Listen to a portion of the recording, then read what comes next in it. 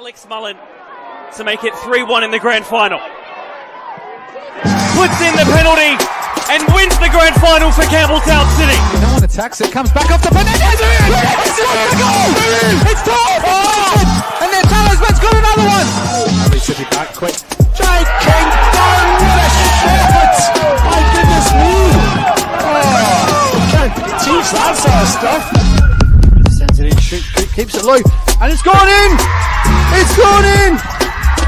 LA Uni have scored in time added. Tries to get under control, and the shot from Tolland! Salisbury into a 2-0 up!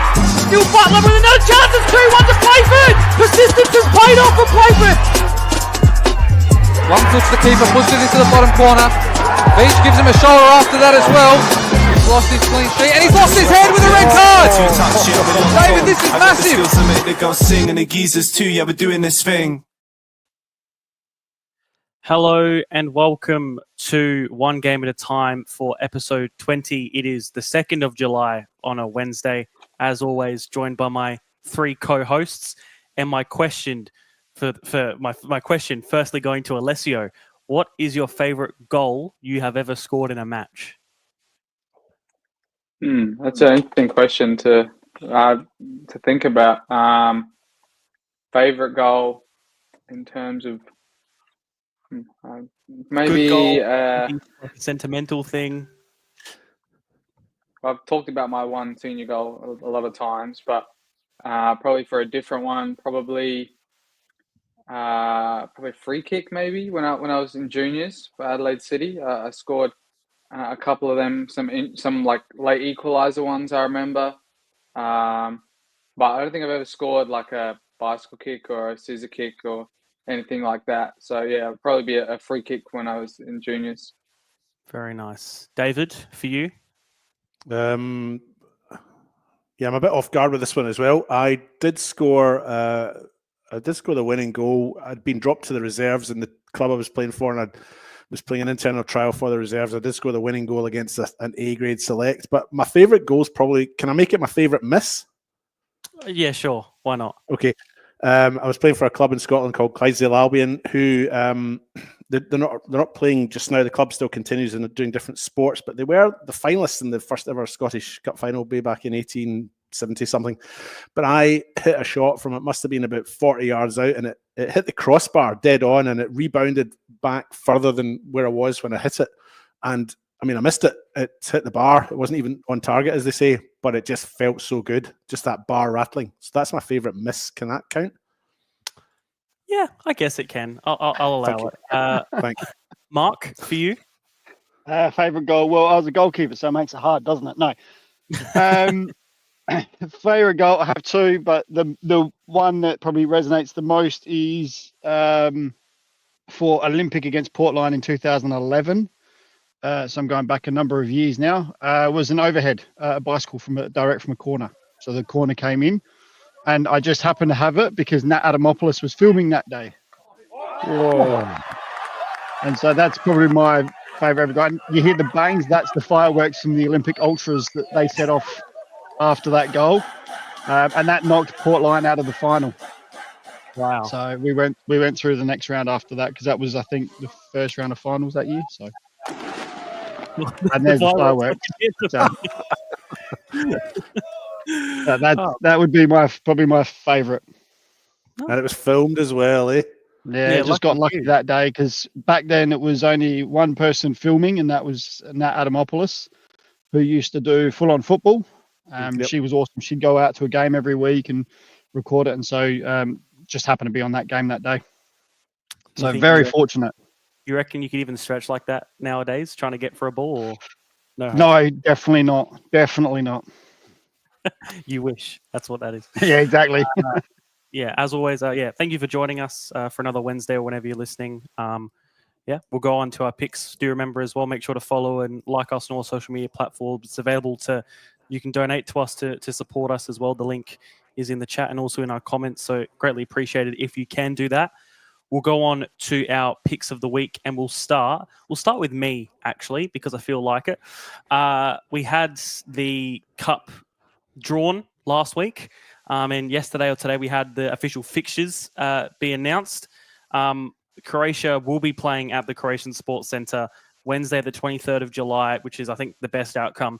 And of course, we already knew Metro are away and Adelaide United are away, both at the same time, but both away. So still the one home game. But I think the main thing to take away is that Croatia are getting to play a game at the Croatian Sports Centre, unlike in the past where Modbury have had to play at Jeps Cross or other teams have had to, Adelaide City even having to play at Martin as well a few years ago. Mark, it's the best outcome, isn't it? Oh, it's a fantastic outcome because that place is going to be absolutely packed. And yeah, Croatia Raiders, they'll put on a massive show. There'll be a lot of Croatian supporters there. There'll be a lot of supporters in general because it is our only Adelaide game for the Cup.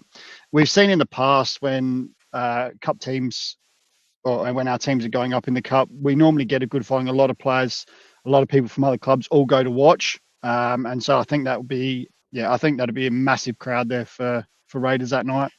Yeah, absolutely. And as much as we are neutral, I think when it comes to the Cup, we'll always, for that game, we will be Croatia Raiders supporters regardless. David, unless you have anything to add, really? No, not really. I'm just worried about parking. But other than that, I think it's going to be great. I think I totally agree with Mark. I think having these games at the home ground is, I think it's really important. I think it's part and parcel of what the Cup should be. So I think it's great that it's at the Croatian Sports Centre. And like I say, we're just going to work out where we park. Maybe we could park up at Service FM and walk through or something. But it's going to be great. Lesio, to you finally. Yeah, I mean, that it goes to show like a stadium like that at the Croatian Sports Centre, all built by the volunteers there at the club, finally gets to be used in such an amazing venue like this. Is probably what they've been waiting for so long. And it's good to see as well. And I'm excited to see as well what the conditions are like for Metro Stars out there in Canberra. Not too many stadiums there. And I'm sure it's not as good as their artificial deck, but I'm interested to see because that Canberra Croatia team is top of their league by a good way. So it'll be an interesting battle for them there as well. Yeah, absolutely. Really, really looking forward to it. Mark, we'll go to you next. My pick of the week is back to Port. Actually, they just before transfer deadline, which is ending tomorrow, they've announced a coaching change. They relieved Joe of his duties. And so it's been, as you can see, the past 4 years, he's been reserves coach, senior coach. He also runs the academy there, JA7 gone from memory. So they've parted ways and announced George Agalides, who is a former player of Port Pirates. He was part of the State League 1 winners in 2014. He's been coaching in the amateur league. He actually just recently was the head coach for the collegiate leagues select side for the Sassel select competition they had over the June long weekend. And his assistant, Stevie Johnson, who is or has been the assistant to Terry Westwood whenever he's been anywhere. So he was the assistant to Terry at Cumberland prior and also worked with him at Raiders and Metro Stars. So he's got good experience as well, been around the game a long time. So really exciting to see what Port can do. They've got 6 games remaining. So it'll be interesting to see how that all goes. They're still in the hunt for finals. So people are saying it's an interesting time to let a coach go, but you as a chairman or the club decision makers, they've got to make that decision when they feel it's the right time to do it. Obviously things have gone on that they're not happy with, so they've had to make that decision, but at least it still allows them a couple of days to bring in players or let players go and go from there. But I wish Georgie Agger and Stevie Johnson and the whole club itself good luck for the rest of the season. Absolutely, with a big game against Gawler this weekend to come as well. And only 5 minutes after we watched you scoring an overhead goal against them that knocked them out of the cup. You know what's funny? What is funny is I actually I went to Port Lion just after that season. The following season, I actually went back to Port Lion. Or when they were Port Lion, Port Pirates. I went and played from the following season. Sure, that wasn't awkward at all. David, we'll go to you.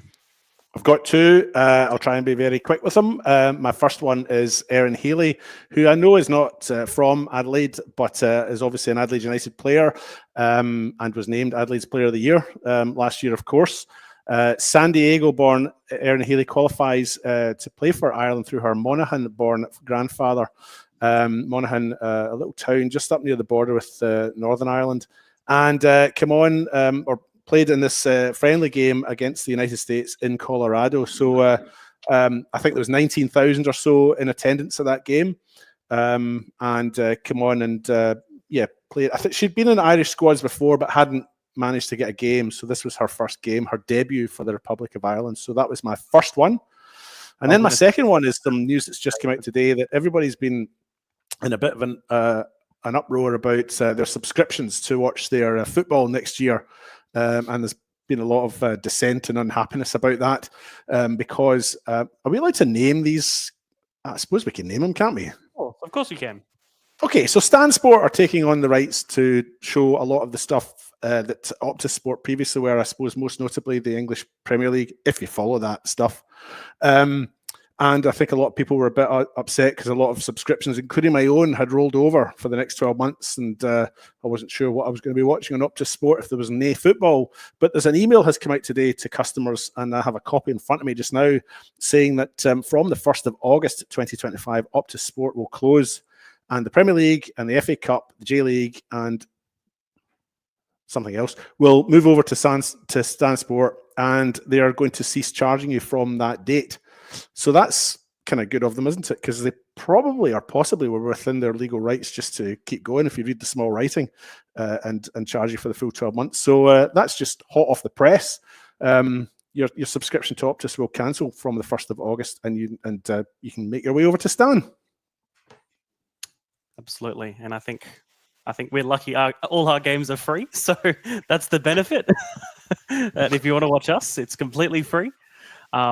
But no good. And I think it does centralize a lot of things because in Australia, I think it's maybe about 3, 4, 5 different streaming services, depending on what football you watch, whether it is the Scottish Premiership or the Champions League or La Liga or Bundesliga, all over the place. So it's good to see.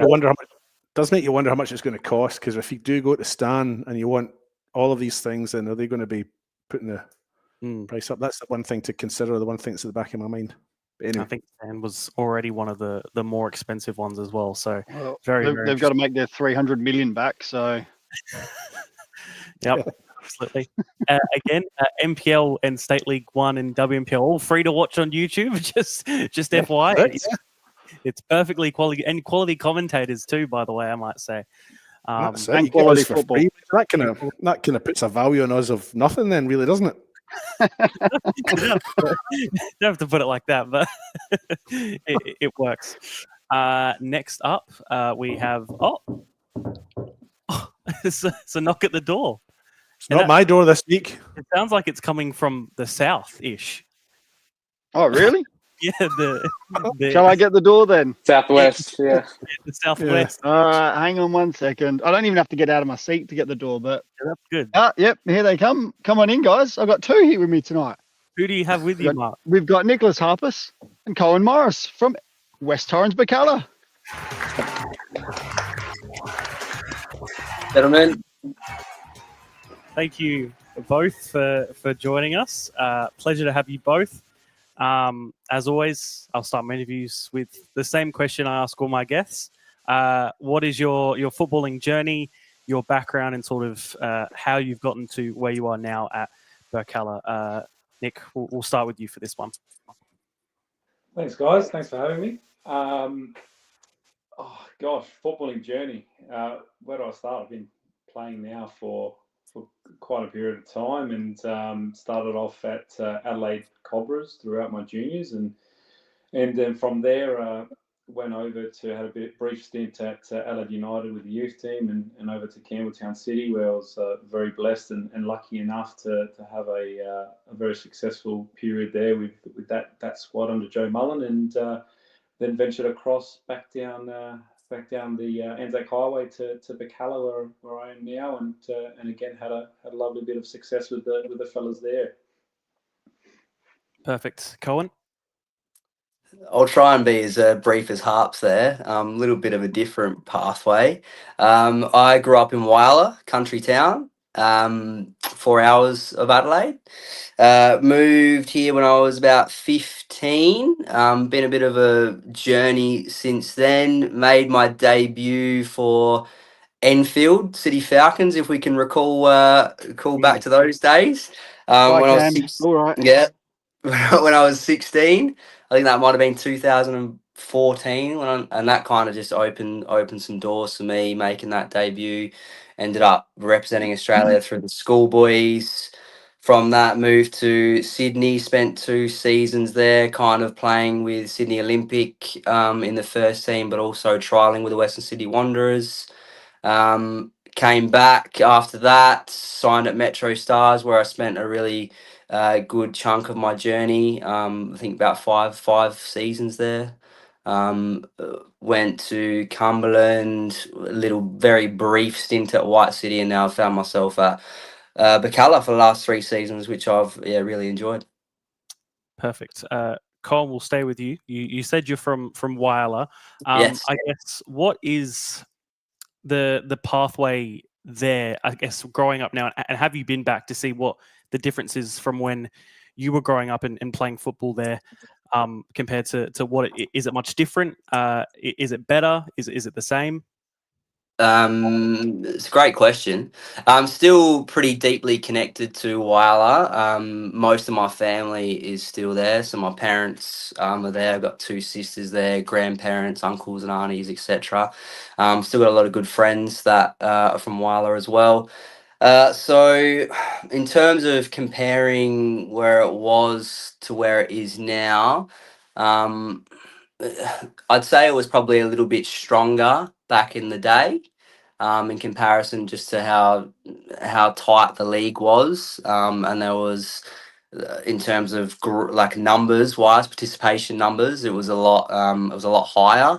Sometimes these days they can struggle to fill, particularly in the junior teams. But again, it is growing. There is a lot more emphasis on it. Relevant parties are coming together to make sure that there is a thriving future for it.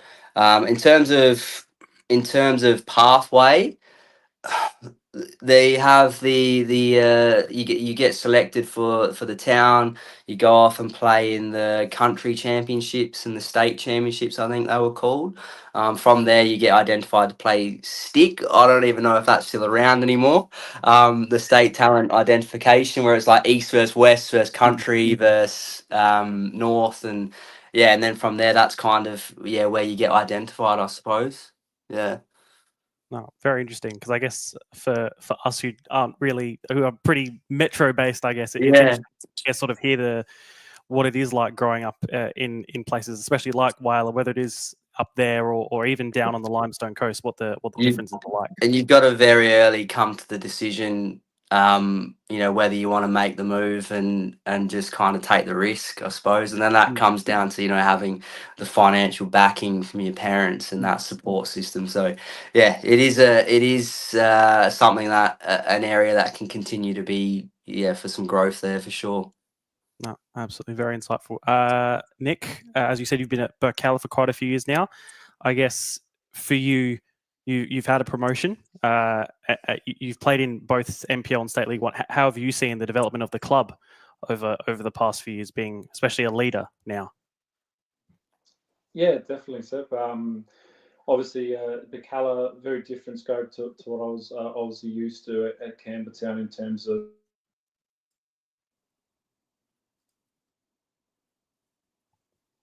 We've lost him.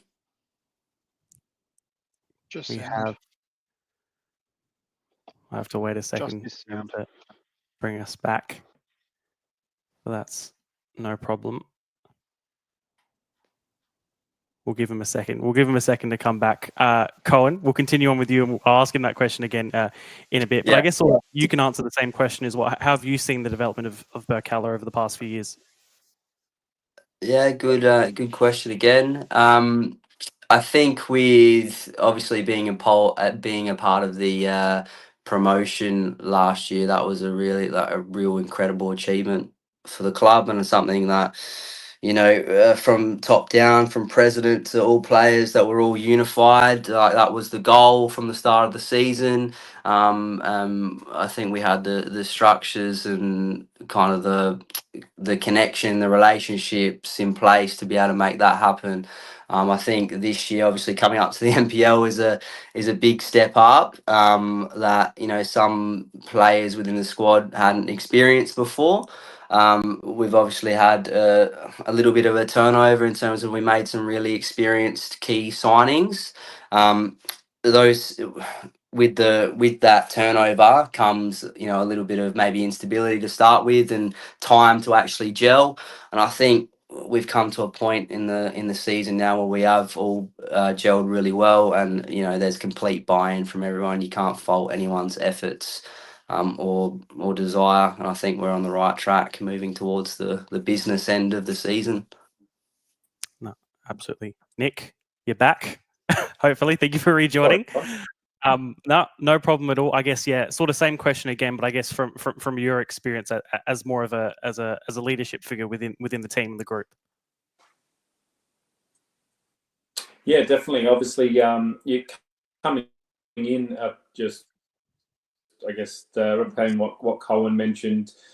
From my end as a leader, a lot of younger boys that we're bleeding through the club and really trying to guide and nurture them into obviously first team football has been obviously a great challenge for obviously some of the more mature lads in the group, and especially having obviously that development there to support them and the players behind that we brought in this year has been great, especially jumping from State League 1 to NPL. So for me, it took a little bit to get used to. Obviously, playing quite a few years in the NPL, the standard obviously isn't as quick. We definitely have gelled come obviously the business end of the season. So it's a great learning curve for us and the club.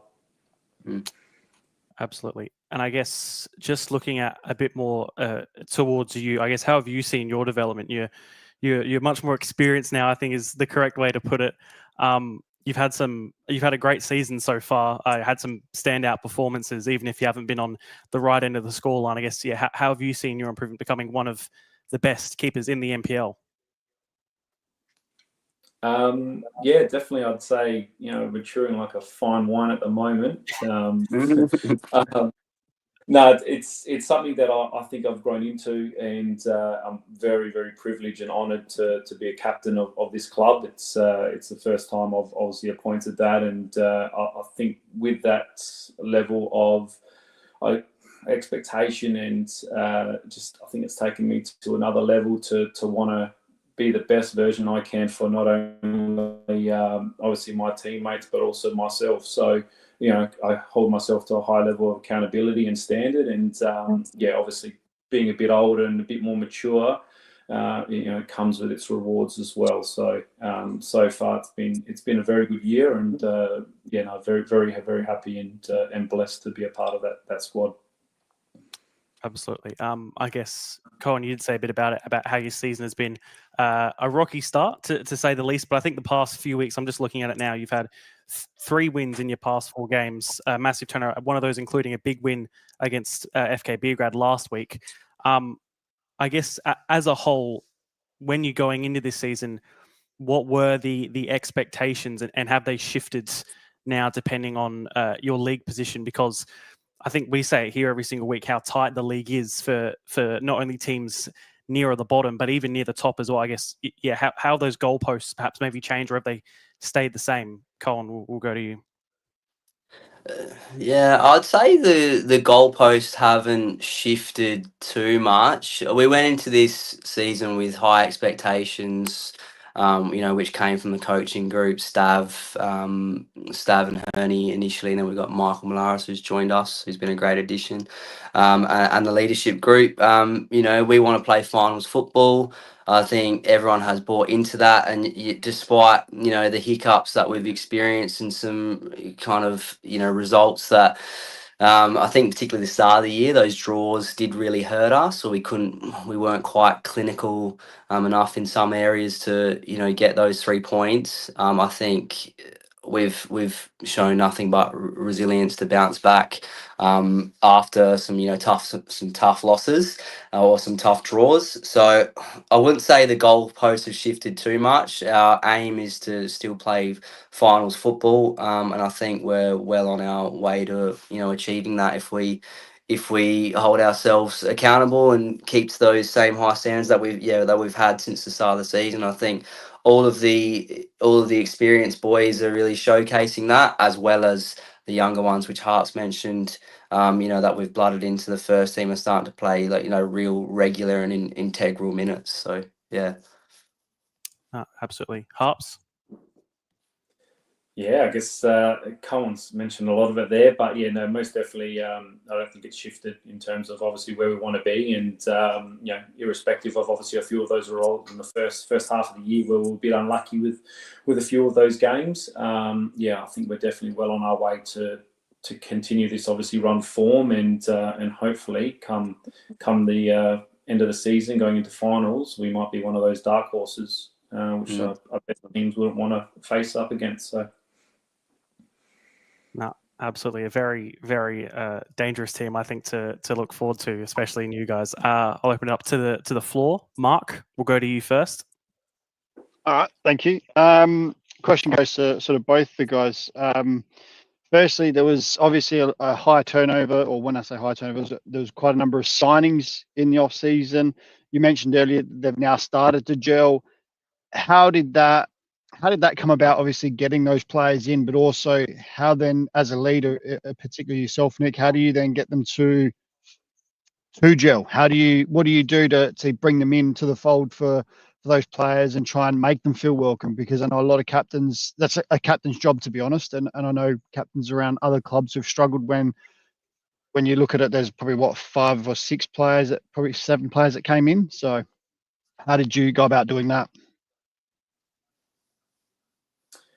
Yeah, of course, but it's there's some big names there that have come across obviously to the squad at the start of the year. I think the biggest thing for us, and obviously for the coaches as well, is them I guess envisioning obviously what Stav wants to do in terms of his coaching style. So I thought that took a little bit of time for the boys to get used to, which you're now starting to see.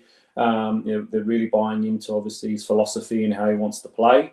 Along the way, as we know, NPL, you just have to sometimes play a little bit, in terms of ugly football just to get the results. But at the same time, they've definitely envisioned obviously what Stav has to do. And then from obviously a player's end, it's, embracing them and bringing them on board. Majority of those boys that have come in are actually ex-Berks boys as juniors, so, or even played senior games. So, that camaraderie and that level of professionalism that we bring and coming in with open arms, I think that was probably one of the biggest things that they were grateful for, and we embraced that. So definitely a good bunch that we've brought in.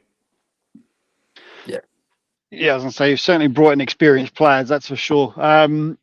Just looking at the likes of Welsh and I mean, I played with Anajano. It just shows you the experience he's got, because I'm that old. So the other thing I wanted to ask was just got to try and word it the right way. I felt I've watched quite a few of your games. I've commentated on quite a few of the games for Birkalla this year. Have you felt more of late that the side has been a little bit more settled, players and knowing who's relatively going to be starting most games, barring any injuries? I felt at the start of the season it was a little bit more of it seemed to be a bit of a shoehorn of just trying to fit players in, even though it wasn't quite the right balance. But of late, I've noticed there's a lot more balance in the side.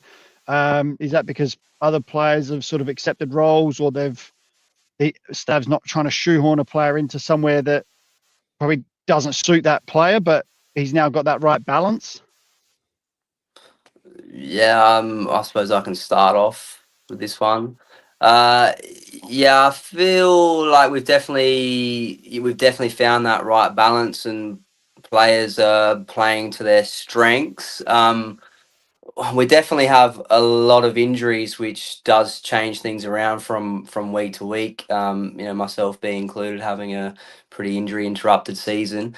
But like you said, I feel like I personally, and I feel Hearts would feel the same, we do feel a lot more settled now. Everyone does have an understanding of their roles. But on the same token, when someone comes in, we've got full, full faith that that person is going to fulfill their responsibilities. And I feel like there's a great level of trust within our squad.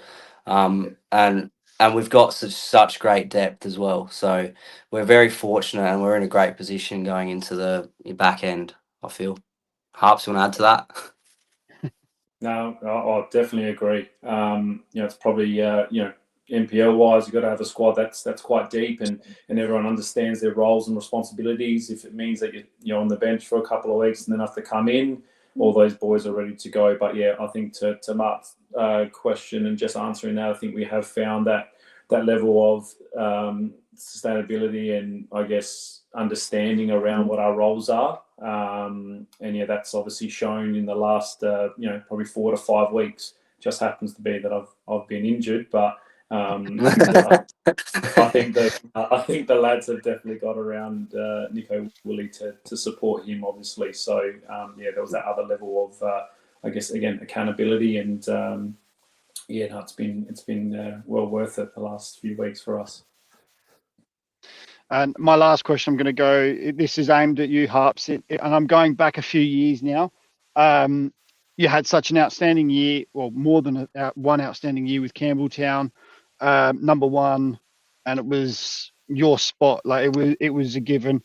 And then all of a sudden, for me, it kind of came out of the blue that you moved to Berks. It was like Campbelltown were like, "No, we're going in a different direction." How did that feel for you? Like for me, it just surprised me so much, and I wouldn't mind betting it probably surprised a lot of people that follow the league that you were the number one keeper there. You just won trophies, and now you're still in your prime. Like you're not even at your prime yet. Like you were still young, and then to be sort of not outed, but you were sort of moved on a little bit, and I just was very surprised how that all came about. Yeah, I guess it can be one of those that we can have a beer over, mate, to get the full story. But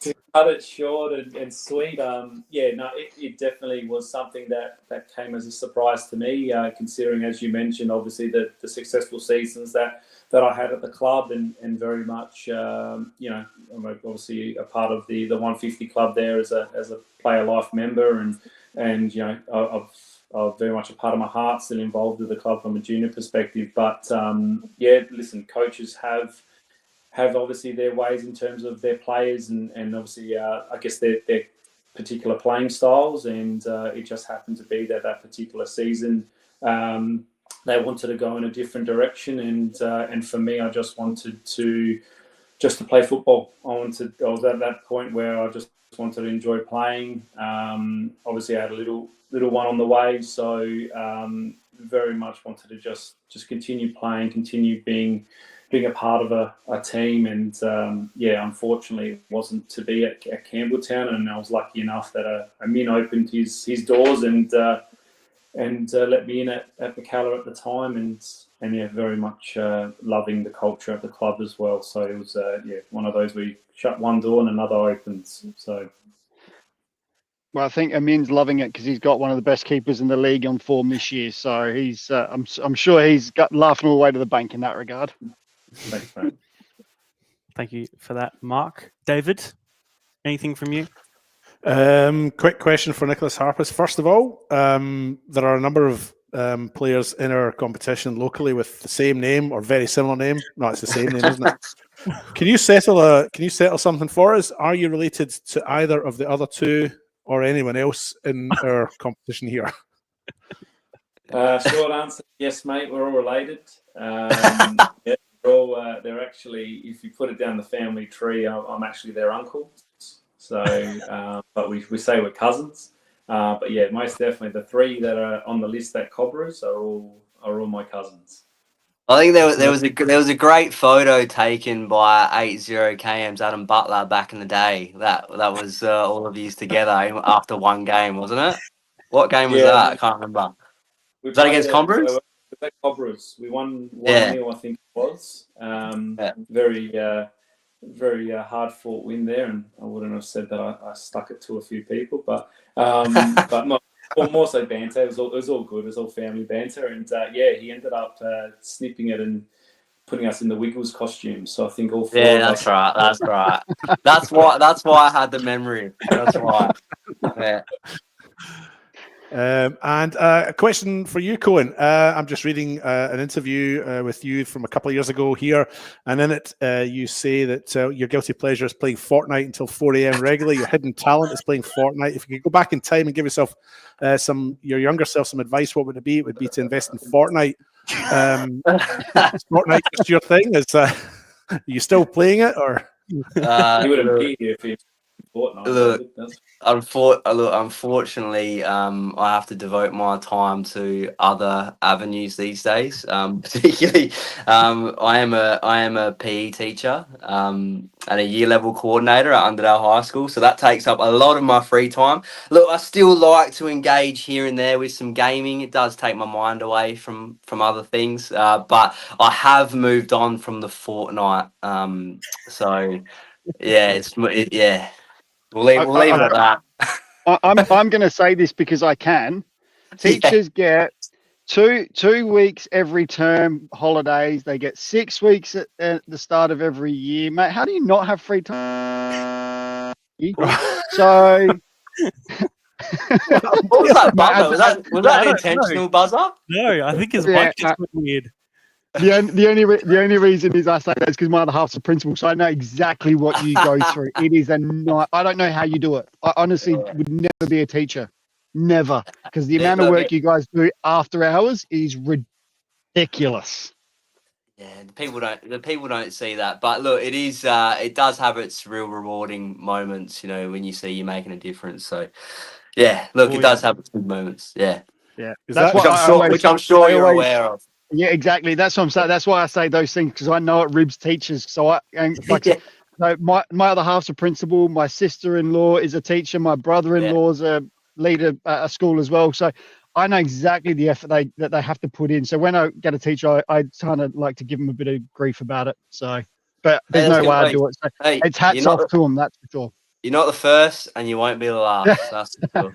Yeah, but I can say, like I said, I know what you guys have to go through. So just leading on from that, then your career and so on, what you do just now, does that suggest that in future you might look at coaching, or is that something you've got at the back of your mind in terms of the future, that you would progress into maybe a coaching role somewhere? It's something I have thought about. Within my role, I'm fortunate enough to actually be a football teacher. We have a football program at Underdale High School, which is pretty well established. So lots of experience through that, which I've really enjoyed, which has kind of motivated me potentially to explore that maybe after my playing career, maybe after a bit of a break after the boots are hung up. But yeah, look, it has definitely generated a bit more of an interest, that's for sure. Yeah. Cool. Good. There's another little section here in this interview where you say that your funniest teammate's Matt Dauber, and who would most likely avoid paying when you're eating out? Matt Dauber. Are you friends with Matt these days, or did you? I am still relatively close with Matty Daubs. So I don't know if you've actually seen him. That bloke's actually. I think he owns about 15 properties these days. So he's got to that point by my answer to that question. So if you want to repeat that, just to really. That's all from me, Seb. Thank you, David. Alessio, finally to you. I just wanted a generic question for both of you. What players at the club, like some of the young ones that we've just seen glimpses of, are you most excited to have a senior career, and maybe even some you can suggest might have a further professional career? Any positions, any of the youngsters, any we haven't seen as well, maybe, but of the ones so far, which ones have you been most impressed with this season? Go on, Harps.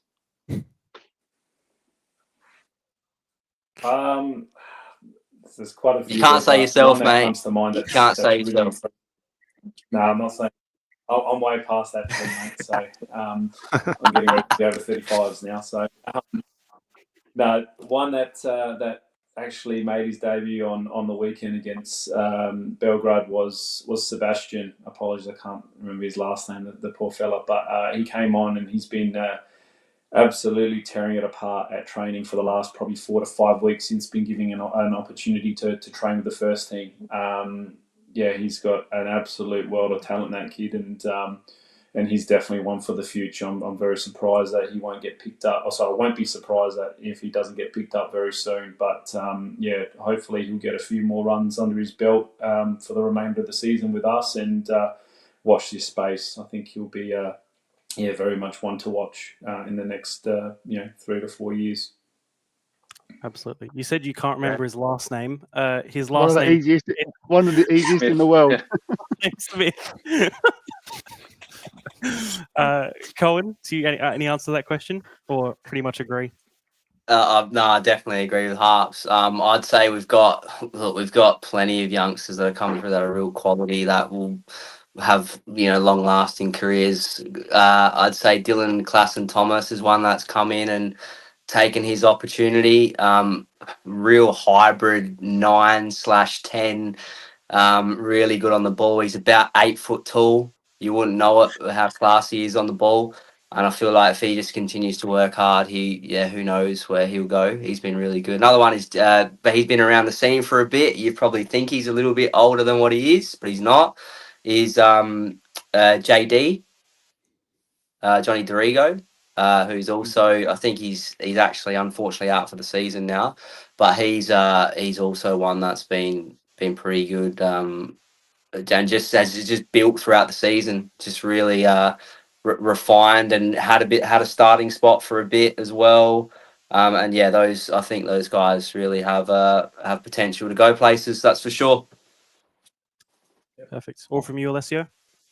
Yeah, I think I was looking up about that Seb Smith as well. I think he's only 15, or at least he's turned 16 this year. And he's like one of the top scorers in the reserves league as a 16-year-old. I think he's got, it was about 15 or so goals. Maybe one of the top 3 scorers in the reserves league. So yeah, I'm interested to see him more this season. And did any of you get into him at training for missing that sitter as well on the weekend? I think he topped it enough in the change room straight after. I think there was about 15 litres of water dumped on him, the poor lad. So, yeah. No, perfect. David, to you. It's time for David Grant for his production.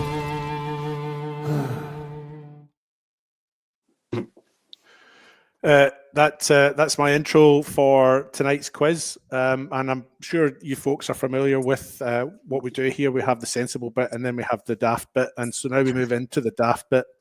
I've got a series of questions on West Torrens Birkalla for you guys. It's going to be the players versus the panel here. I will ask a question firstly to the panel, and it's their question. If they get it right, they'll get 2 points. But before I tell them if they're right or wrong, it'll go to the players for their chance to answer. And if they get it right, they just get the 1 point because it's not their question. But there's an even number of questions for each. There's 10 questions in total. And so it all works itself out quite nicely at the end. I don't have a tiebreaker tonight, though, so I'm not sure how I'm going to work that bit out. And there was something else I was going to add, but so the other thing I was just going to add is a little bit of a disclaimer. I've made the questions for the players just a little bit harder than the ones for the panel because the players, I think, probably should have an advantage if they're answering questions about their own club.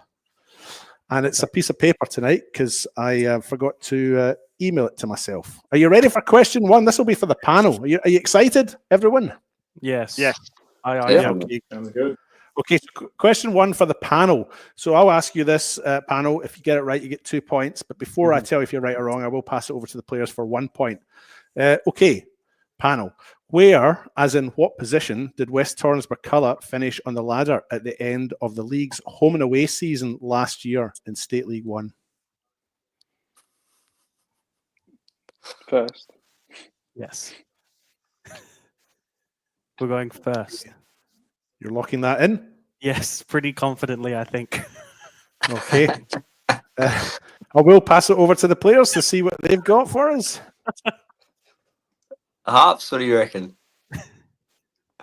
I reckon it was first. Okay. Well, all right. Well, that's man. This is maybe just going to be too easy for you guys. So, panel have got 2 points. Players have got 1 point. On to the next one. This is for the players. West Torrens Birkalla did finish top. Playford were second on 44 points. Blue Eagles were third on 39. Cumberland fourth on 37. Can you name the 2 teams that finished fifth and sixth?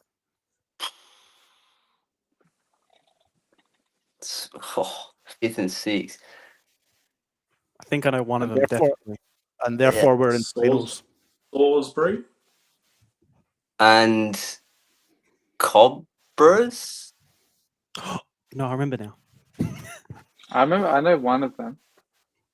Hang on, panel. It's not your turn yet. So who were the first 4? Obviously, us. West Torrens Birkalla, Playford, Blue Eagles, Playford. and Cumberland. Which 2 teams were fifth and sixth and therefore made finals? I reckon Cobras and Salisbury Harps. Yeah, I reckon because my cousin made a blunder in the elimination final from memory. I reckon we go with that, Co. Yeah, lock it in. So what are the 2 you mentioned? Salisbury and Cobras. Salisbury and Cobras, okay. And over to the panel. What do you get? I know it was Salisbury, and I know it's not Cobras. I don't think it's But Cobras. who's the other one? Who's the other one said? Because I know on the last game of the season it was Sturt versus Cobras. I was there, and I think Cobras had to win, and they ended up drawing or losing, and neither Sturt or Cobras made the grand final. I mean the final. Sorry, I'm pretty sure Cobras finished 7th. And I'm just trying to think of the actual who's in the league. Was it like a no? It wasn't. I don't think it was. No, because I did Salisbury Fulham on the final day. It wasn't Fulham. It wasn't Fulham because Salisbury knocked them out with that win against them. West Adelaide. Could have it been West Adelaide? Yeah. I can go West Adelaide. I reckon West Adelaide. Go that. Yes, it was. I'm pretty sure it was. It might have okay. been. It might have been. Right, yeah, it was West Adelaide. There we go. That first elimination was David doing it against. Yeah, I did the game, actually. I covered the game. It was the first time I'd done State League 1. There you go, David. First game, finals, State League 1. 2 teams you've never seen before. Have a go at that. Were Cobras 7th? They would have just missed out then. Is that right? I don't have the table in front of me right now, but yeah, West Adelaide and Salisbury were the 2 that made up the final 6. And a Cobras I'll give you players just outside. I'll give you players a point anyway, because it was your question for 2 points. You got 1 team, so you're getting 1 point. And the panel gets a point as well because they got both teams. Panel currently have 3 points. Players have 2 points. We move on to question 2, and this one's all about goal scorers. This one is for the panel. Who was West Torrens Birkalla's top league goal scorer in the home and away series last season? Was it Scambiatera? I think it's Scambiatera too. I'm pretty sure it was. Oh, Mark, you happy with that? Yep. But yeah, okay. I was going to move my lad as well. Sorry. Austin Scambiatera is our answer. Right, so you go for that. Right. And over to the players. Who do you think was your? This is a tough one. Was either 1 or 2 of them? So it's either. But you know who my mind goes to for some reason? Who? Malad. Malad? No, I don't reckon he was. He was up there, man. He was. Even Ethan Stevenson was up there. We had a few. Even saw you for a period there, but yeah, I'm pretty sure from memory it was Scambiatera. All right, let's lock in Scams as well. Yes, you're right. You're both right. It was Austin Scambiatera with 10 goals. Well done, Scams. I'll move on to the next one. This is for the players. Now, maybe, but this is for the players. The last question asked for West Torrens Birkalla's top league scorer in the home and away series. Who was second Who was second on your goal scoring chart for league goals?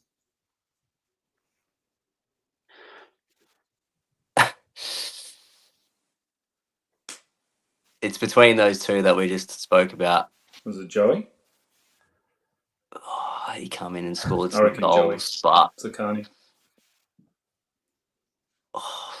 there's something You reckon he itching got at me more with than my lad. what Malad did? There's something itching at me with my lad. Those back post runs, just dropping at his feet.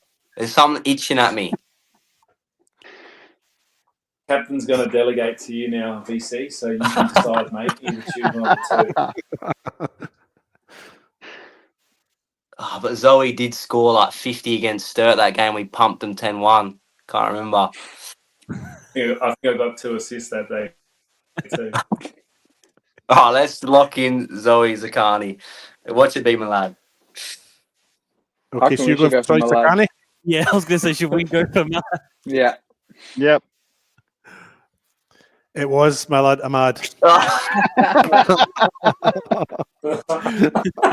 Oh, I feel for you there, boys. Oh.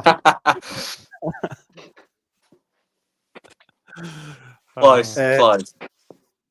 So the panel have currently got 6 points. The players have only got 3 points.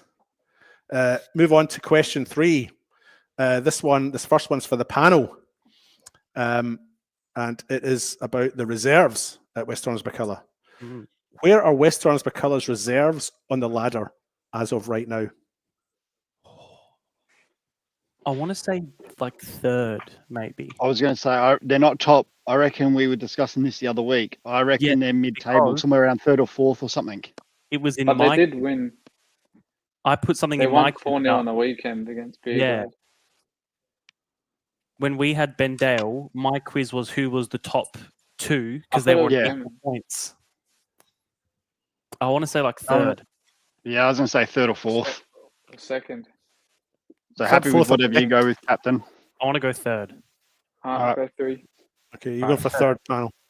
Okay, over to the players for 1 point. Where are your reserves on the reserve ladder? Harps, you're taking the lead on this one, mate. They were definitely top for a very long period of time. They were top for a while. I believe. I don't think they're 1st or 2nd. I reckon they could possibly be 4th. I think they're 3rd or 4th, or yeah. It's definitely they're still around there, but what do you reckon? Should we go opposite them, go 4th, or go? They're definitely 3rd or 4th. That's for sure. I reckon. Could they be 2nd? Could they be 2nd? Could it be neck and neck for the title? That's what I'm. What's your gut saying? Because your gut was right. I'm not Harps. I'm going with my absolute gut here and going 2nd. I went with my gut. I didn't go with my gut the last question. I'm going with my gut this one. I'm going to go 2nd. Lock it in then.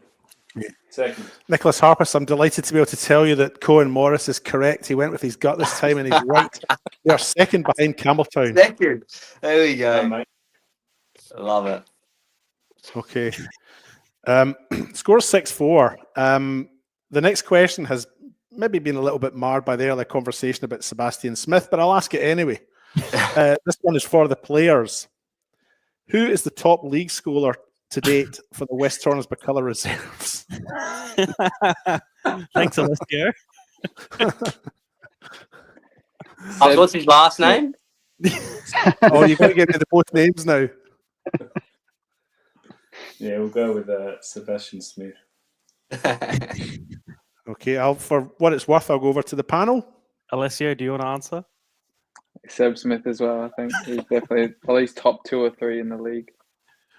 Yeah, he's actually 3rd. So Sebastian Smith is 3rd with 15 goals. He's behind Caelan Laird of Raiders on 19 and Luca DeCiccio of Modbury on 20. Okay, moving on to question 4. The score, just 1 point in it. The panel have 7. The players have 6. And this question is for the panel. West Torrens Birkalla had a great Federation Cup run in 2023. They got all the way to the semi-final, but they had a poor run in 2024. They were knocked out in round 1 by Para Hills East.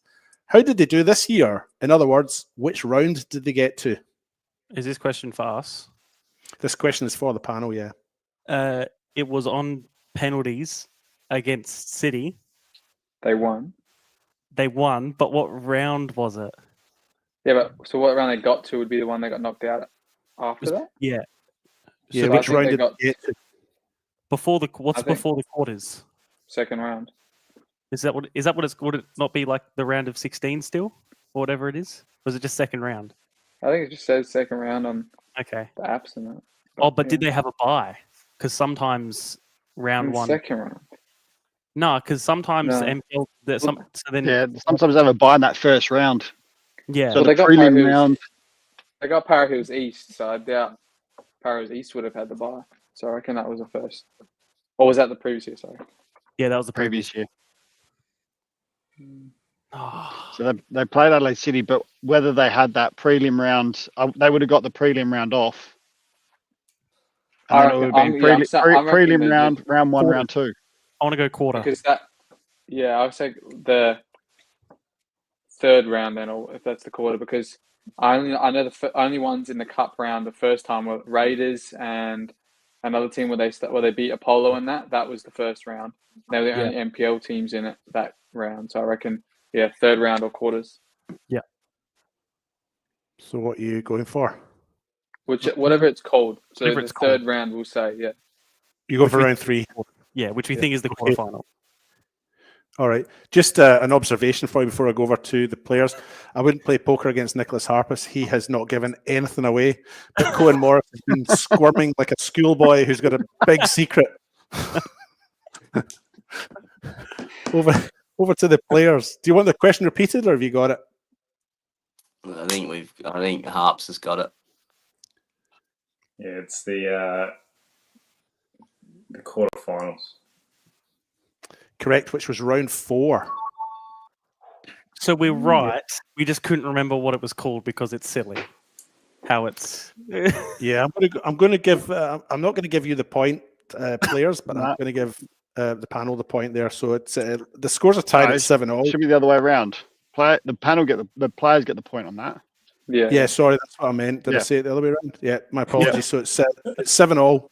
I have put it down on my little score chart here. I'm just worrying about the last question because that's the one that's last true. goal wins. So just as a recap, they had a bye in round 1. They beat Adelaide City in round 2 on penalties. They then beat Croydon in round 3, but they were knocked out by Comets in round 4, which was the quarter-final. Who they then played in the league and then beat them.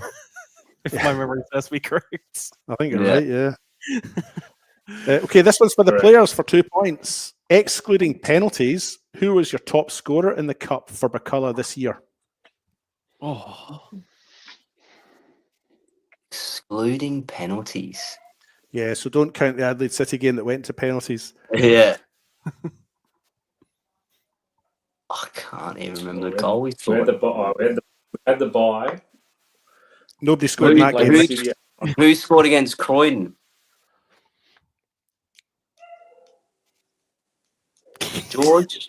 George scored one. George scored against one. Croydon. Yep. JD did JD score against Croydon? I think we were beating 3-1. He scored that bomb at the front post. That was against City. That was against City. Yeah. We've been right behind that. That was a great goal. Did Dylan score one against Croydon? Dylan might have scored one. This is tough, man. Did Tyrese get a double that game against Croydon? Actually, yeah, no, he might have got a double. Was that when he came on? Oh, I don't know, man. Was this the last question? I reckon we go Tyrese. Lock in Ty? Yeah, I reckon lock in Tyrese. Tim or GB, I reckon. Yeah. Okay. You saying Tyrese Conway? Yeah, we'll go Conway. Yeah. That's who I was thinking, but I could be over to wrong. the panel for 1 point. We can say the same if you want. Or should we say Klassen Thomas? I don't think he scored in the cup because I'm not sure how much he's actually played in the cup because he's really come into the fore the last few games. So I would have just gone Conway, but I'm just wondering if Blackwood scored a couple as well in the cup. But I yeah, reckon we should go Blackwood. Oh yeah, I reckon we go George. Yeah. Okay, you locking that in? Yeah. You've won yourself an extra point. George Blackwood, 2 goals in the cup. Jonathan Regal, 1. And Terry Squidward, 1. Cohen's gut is always right, and and you're not. Just not following through. He talks himself out of it. It's like... Okay, this is the last round of questions. Question 5. This one is about the guests. Initially, this first one is for the panel. In the State League 1 Grand Final last season, 2024, which Playford won obviously 2-1, did Cohan Morris play the full game? That's a great question because you just never know. It's a fantastic question. Thanks, Cohan. But don't give anything away. It's sitting there squirming like a little schoolboy. I was there. I was sitting with Alessio, but I honestly don't remember the game. I kind who of called that one? Connie. Connie. Oh, okay. Me, Alessio, Can and we Christian. phone a friend? I'll ring Connie now. But me, Alessio, and Christian were all up there watching the game. Well, watching was a very loose term. We were having. I don't know. I'm gonna say no. I would say yeah. I'm gonna say no. Yeah. What do you think, Mark? How confident are you? Oh, I'm not confident at all, but I would have said yes because he's on the show. So I'm happy to go with whatever you boys go with. Your captain, Seb, so go for it. There's 2v1, so... Okay, we'll go majority no. Yeah. Because he came off in like the 94th minute. Okay, over to the players. What's your recollection like of that, Cohen? Did you play the full game? You know what? Now that I think back to it. What's your gut telling you, pal? Oh.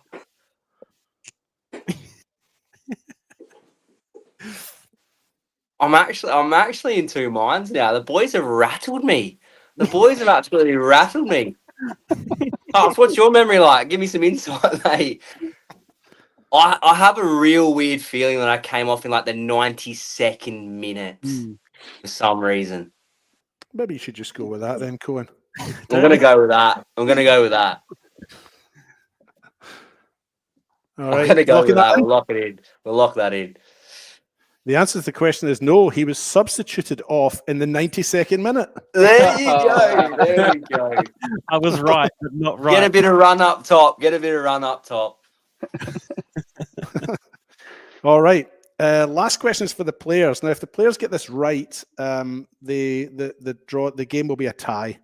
I won't go into any other details or scenarios because then the panel start working out what they should answer rather than what they want to answer. For the players, this season in the league and the cup, how many clean sheets has Nicholas Harpas kept? Oh. So that cut out was that in the cup? This season in the league and in the cup, how many clean sheets? Yeah, league and cup has Nicholas Harpas kept. How many clean sheets have you had this year, Harps? Not many. Is that in football or real life?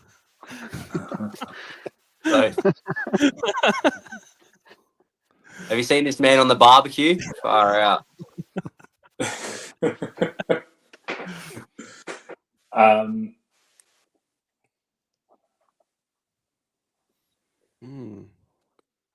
It's a tough one. What do you, Harps, I'm going to throw this completely over to you, mate. Yeah. I reckon it's... I think it's 3. Locking that in. It's 1 in the league, and then 2. I'm going to go 3. Yeah. Okay, panel. Yeah. What are you going to go for? What should we answer? 2, I reckon. I thought it was 2. I know there's definitely one in the league a couple of weeks ago because I was on it. I finished 4-0. And I'm just trying to go back to the games that I've been on. I think I've literally only done one Berks game all year, so I have no clue. feel like I just saw Alessio Now the question scrolling is- through dribble. The question is, David, I only done one Birkalla game as well. was it Birkalla's games in general, or was it Harpas's clean sheets? Harpas' clean sheets for the first team this year. Okay, so in he competitive missed. games, Cup and Okay, League. because you missed what? I think it was 3 games, and I think Wooly got 2 clean sheets in 3 of those games. 4. Yeah, So I knew Wooly had kept a few clean sheets. Harps, don't nod your head, mate. So We're playing for that's a why win here. that's why I'm like, is it just Burks in general, or is it just Harpas's games? It's the first 11. Nicholas Harpas, not any other goalkeeper. Competitive games, so Cup and League. Yeah, see, Wooly's got a few Wooly's got a few. That's why I'm like thinking only maybe 2 or 3. Because otherwise, if it's the first team 11 in League and Cup, I'd say it's probably closer to 5. Go with 6, your gut, Mark. So I'd say 2 or 3. I reckon 2. Your gut needs to pick one. I originally thought 2, so let's go with 2. Okay. Okay, so you go for 2. All right. Well, I'm delighted to be able to tell you, Nicholas Harpas, that you are correct. It's 3. It was 1 in the Cup against Croydon, 3-0. A Mudbury Jets in round 9 and Comets in round 10. Great. And there was 2 other clean sheets that Nicholas Woolley, to his credit, kept. That was round 13 versus Campbelltown and round 14 versus Adelaide City. Tonight's quiz has ended up in a 12-all draw, and I have no tiebreaker. I thought that they won. No, that made it a draw. They were 2 points behind. They got that question right. You guys got it wrong, so they drew level. 12-all. It's a draw. We just drawing. I don't have a tie. Sorry I about- could sorry have a about tiebreaker at you. Do you want a tiebreaker? Yes. Off the top of my head. We need a winner. Okay. Last goal wins. West Torrens and Birkalla were 2 clubs that merged together to form West Torrens Birkalla.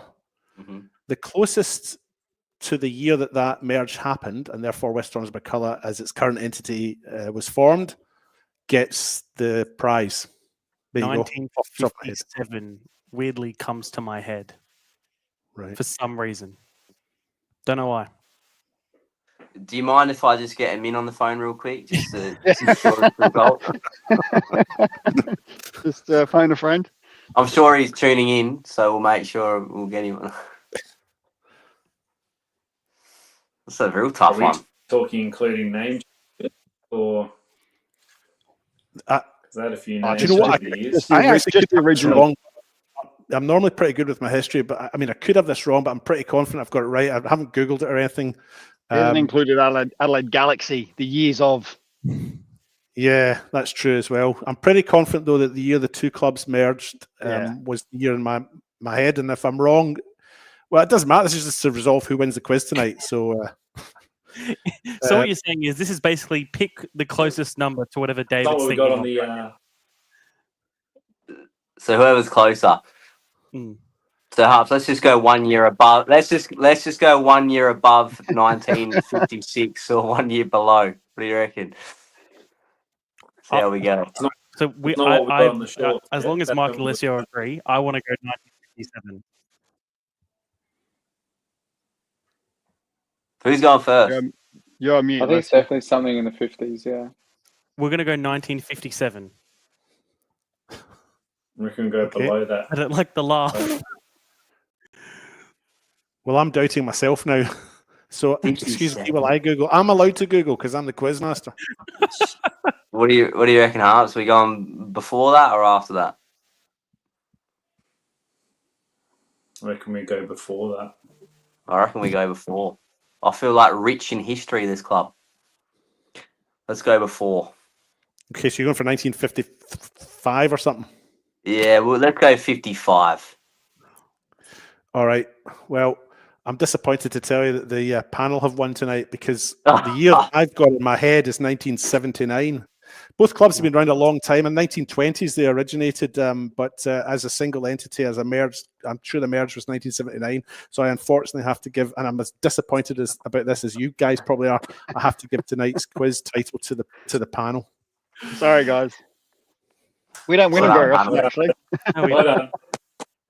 don't know why I had 1957 in my head then. That was just a random year that came. But no, It's a little bit concerning when all the questions were based around our team and our club, and we've come out the losers. So look, we'll bounce back. We'll go do our research and bounce back for the next one. no, perfect. Thank you for that, David. No worries. Well, you can do outro yourself. Oh, yeah, that has been David Grant Quiz Production.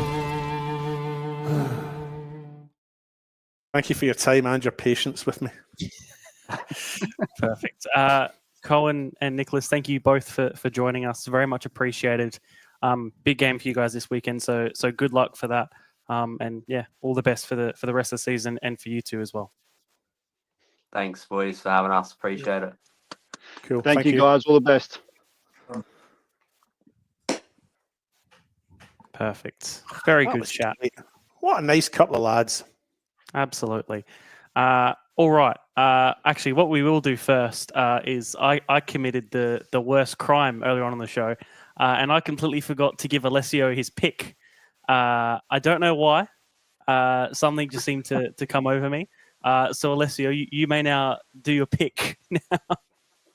Thanks, Seb. Yeah, as similar as last week, I was doing some of the new signings around the league and some of the new milestones as well that they accrued. And funnily enough, some of them did well on their first game for their new club, while that was a milestone too. We'll first start with JJ Rideout at Cove. Of course, he came in for his 300th game as his first game for Cove. And of course, he scored the winner to beat the Eagles 1-0. Elsewhere in State League 2 South, it was the king of the South, Dennis Backage, his last game for Eastern United, as he now goes overseas to pursue a contract in Italy. He finished with another 3 goals and a 7-0 win versus the Hawks.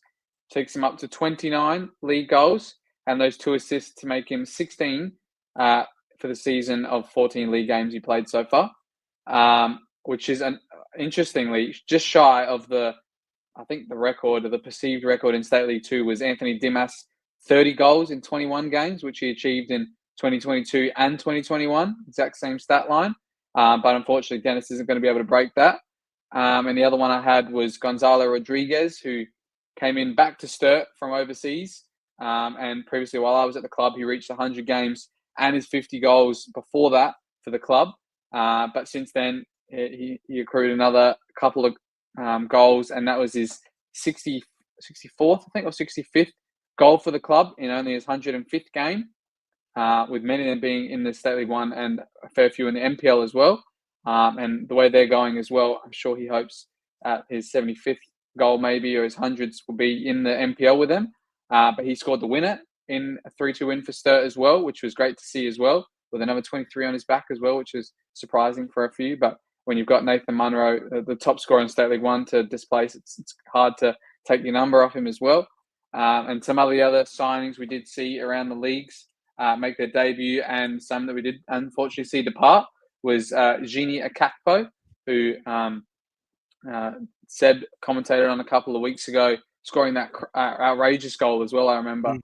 He's gone back to the UK, unfortunately. We've got a few more signings as well. I think one came from Canberra in their MPL as well, who came to Playford. So that's their replacement for him, I assume. And I think elsewhere there was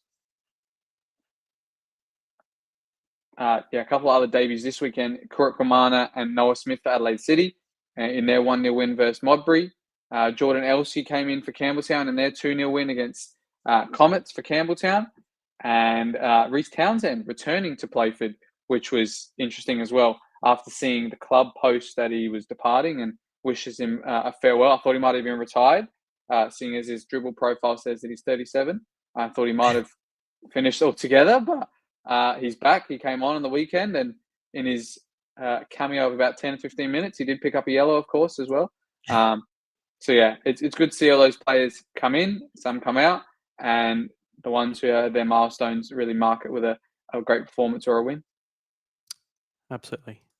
Yes, thank you for that, Alessio. Finally getting to you for your pick. My apologies. I'm going to blame it on David blindsiding me with his Premier League and Stan Sport talk that caught me off guard, and I think I just lost my train of thought. Yeah, it'll be my fault. Your incompetency will be as a result of my fault. Yeah. So. All right, we'll go through the results of the past weekend, starting as always in State League 2 in the North. Garn United having a 2-1 win over Salisbury Inter. Gawler losing to Mowbray Vista 2-0 at home. Adelaide Atletico winning 3-0 over Port Adelaide, and Northern Demons at home losing to Elizabeth Grove. A big shock there. In the South, Adelaide Uni with a 3-3 draw with Seaford Rangers. Western Strikers narrowly beating Mount Barker United 2-1. Noarlunga falling 4-1 to Adelaide Titans. And as Alessio just mentioned, Eastern United beating the Hills Hawks 7-0 at Eastern United. Mark, we'll go with you. A few shocks in there. There were a few shocks. The first one for me, not a shock, but Seaford Rangers drawing 3-3, unable to hold a lead. They were 3-0 up and lost their way in the second half. So that's could have been actually quite a very impressive win for them, but they lost their way. And with Eastern's win, Uni needed to really get a win there to keep their hopes of getting up or getting into that top spot, because they're now 5 points behind. What was the other ones? Grove beating Demons away. Again, a bit of a surprise. Demons have been fantastic at home this year. So a bit of a surprise that Grove have gone up there and done the job. But great for Grove. That closes that gap between them and Garn. And I think for me at the moment, the surprise package is probably Adelaide Atletico. They're now up into third, 24 points, 1 point behind Gawler, who've had a great season. And they've won their last 4 out of 5 in some great form. So some really good results for those clubs. For the likes of Adelaide Atletico, who are maybe starting to really find their feet now, which I think you boys had them as a bit of a surprise package this year. But they're doing really well. And again, Gawler Eagles, big win for Mowbray Vista over Gawler there, because that puts them out to a six-point lead. That was a real 6-pointer, that game. As we talk about 6-pointers, but that was a real 6-pointer and gives Mowbray Vista that breathing space going into the last 6 games. Absolutely. Alessio, to you. Yeah, an interesting one I want to know. We're talking about that Seaford 3-3 draw. Did you guys know that they have 3 3-3 draws in the last 5 games? Which is, I remember seeing on the weekend thinking I've seen a few 3-3 draws. Have they been around all the state leagues or just the South? I can't remember. But yeah, they drew 3-3 against Mount Barker. They drew 3-3 against Noarlunga last week, and then drew 3-3 against Uni this week as well. And in between that, they beat Titans 3-0 and drew 0-0 with Hawks. So they're actually in pretty decent form. I mean, can't hold on to a lead, but they've unbeaten in 5, which has led them to be in an actual final spot. I mean, they might not have had the best season, only a couple of wins, but the draws have led them to be enough points to be in a final spot in 4th at the moment. So they're actually on a good run to make a finals berth for the first time in a couple of years. The other one I wanted to mention, of course, was Mount Barker. Obviously, they lost 2-1. A narrow game, actually. It was 1-1 going into the half. And the field was actually in pretty good condition as well, seeing that they didn't play a game the week before. But, yeah, it was a late goal and a bit of late drama as well, a sending off to Spokey Jack, who has a weird knack of being the main man against Mount Barker in all 3 games we played. I think he scored a hat-trick the first game, 2 the second game, and then he got sent off this 3rd game. And other than that, I don't think he's got any other goals or maybe no other bookings in any other games. So I don't know what he has against us, but he becomes a bit of a menace on both ends of the score sheet. And, a win for them, which brings them up to 3rd. They're still a fair way away from Uni and Eastern, but in between those places for the top 4, between Strikers, Seaford and Titans, who actually got a bit of a charge going on. They beat Noarlunga convincingly 4-1 on the weekend. And they're actually in with a shot at making finals too. They're only 2 points away from Seaford. So I reckon we could see a couple of chop and changes between that 3rd and 5th spot. But I think that's probably the most that the moves are going to happen in this league. Absolutely. David, anything to add? No, just that my daughter is incapable of running her life still, and I'm managing that for her in the meantime. But no, I think the two guys have covered it well there. Sorry, distracted. No problem at all. We'll move on to the WSL. Cove having a 1-0 loss against Modbury Jets. Elizabeth Grove having a 1-0 draw with Modbury Vista. Sturt just beating Adelaide Jaguars late on 2-1. And South Adelaide a 3-0 loss versus Western Strikers. David, I'll start with you on this one. Okay. With the results this weekend, or this past weekend, we'll go into the fixtures a bit later, but this now puts Modbury and Sturt equal on points, with Modbury in first on a much higher goal difference. It's gotten so very all of a sudden.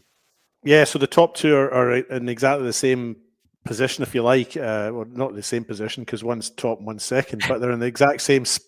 What's the word? They're in the same spot, pretty much. Well, they're in the same. I know what I'm trying to say. I just can't articulate it properly just now. They've both played the 15 games. Both have won 12. Both have drawn 1, and both have lost 2. The goal difference is the sucker punch. So for Modbury Vista, they scored 58 in the course of those 15 games and conceded 15.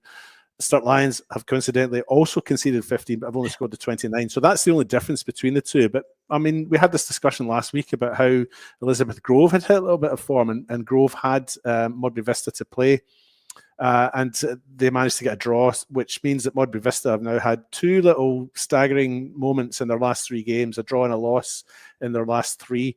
I'm sure Vista will bounce back from that, but they play each other this weekend. That is, Sturt and Modbury Vista play each other this weekend. What is possibly, at this stage of the season, you could suggest that's going to be a league decider or promotion decider, because the winner of that will be 3 points clear of their rival with half a dozen games to go. So it's a massive game. It's across the women's games this weekend, it's possibly the game of the weekend. It's certainly one that we'll have to eagerly look out for.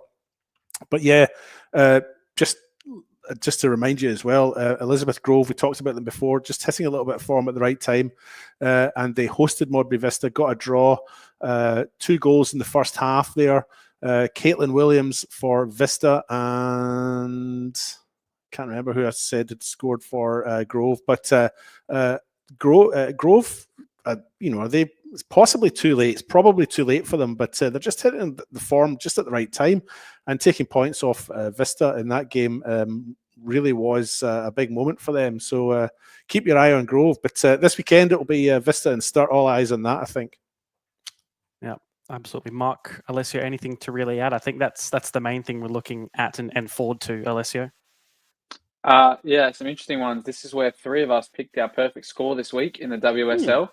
Mark and I actually with the Sturt 2-1 narrow win, and the other one was Seb with a 3-0 Western Strikers win convincingly. But yeah, as David alluded to there, it's going to be a massive game between these two, Sturt and Modbury Vista, when they play each other again.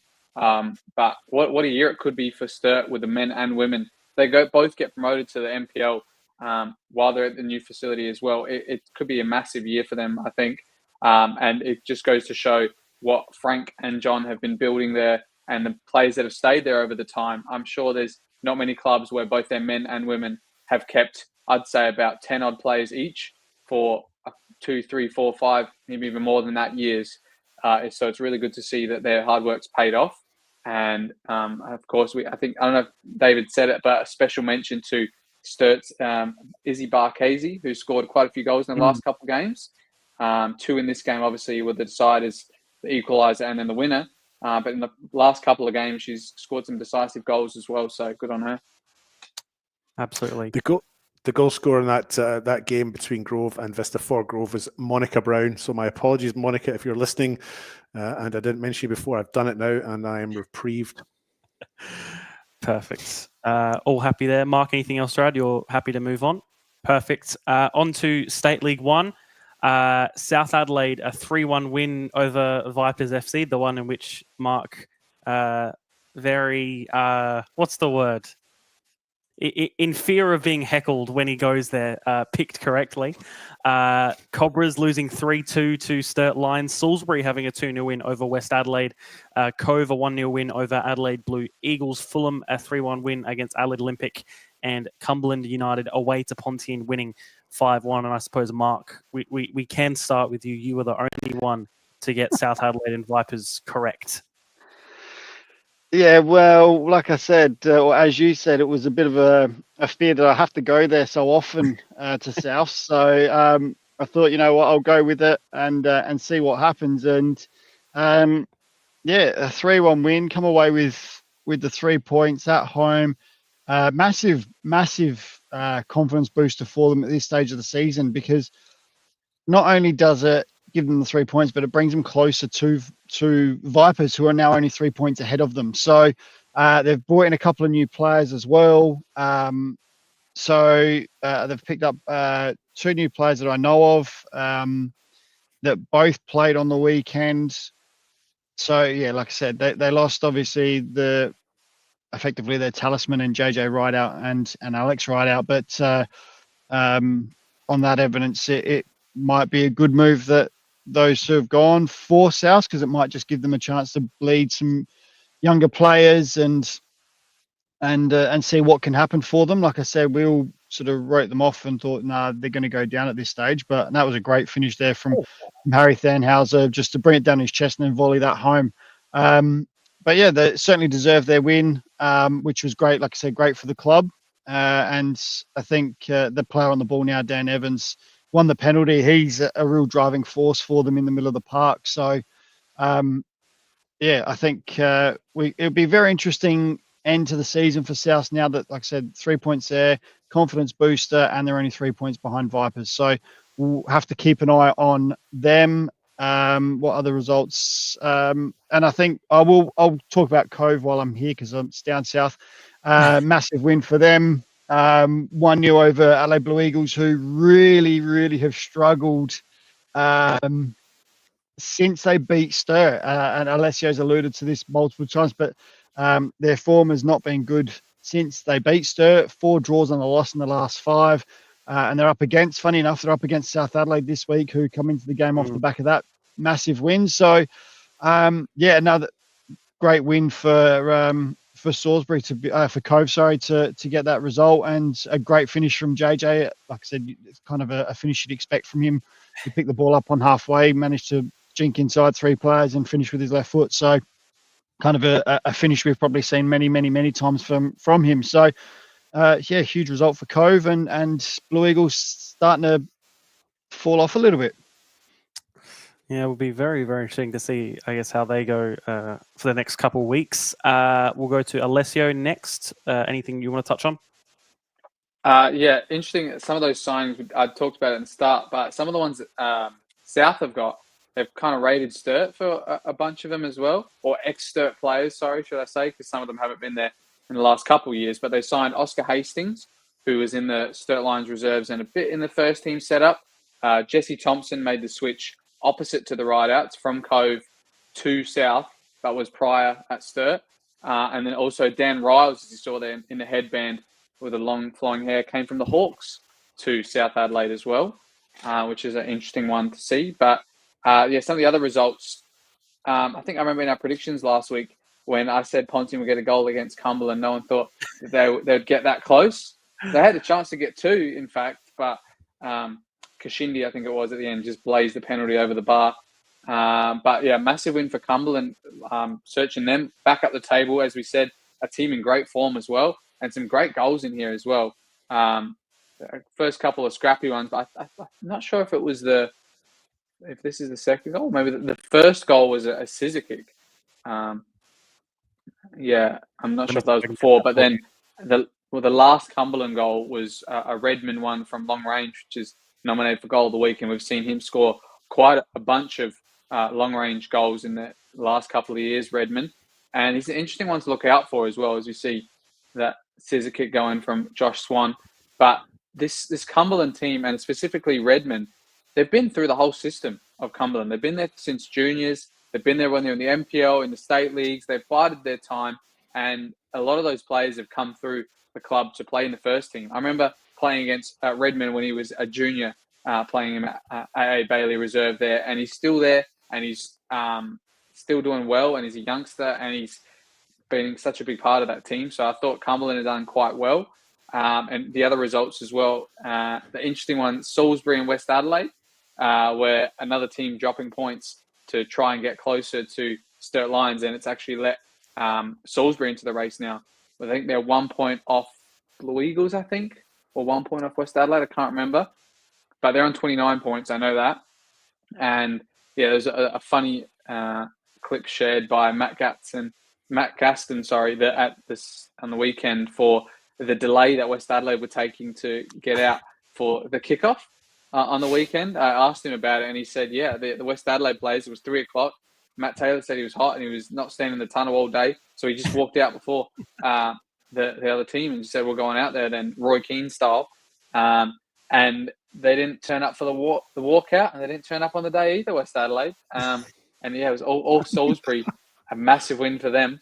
And for West Adelaide, a few of their signings obviously made an appearance, but it wasn't enough. And another great win at home there for the Salisbury United train, who, as well as Cumberland, have had so many players stay for so long, and they've done it with a lesser budget than a lot of these teams, your West Adelaide's, Blue Eagles, Sturts potentially. So it's good to see they're in the top 4. Just to add as well, Salisbury are now 1 point behind West Adelaide, who are in second, Salisbury in third, and then only have 1 point behind Salisbury, Adelaide Blue Eagles. So very, very tight in that top 6 still. David, anything else to add before we move on?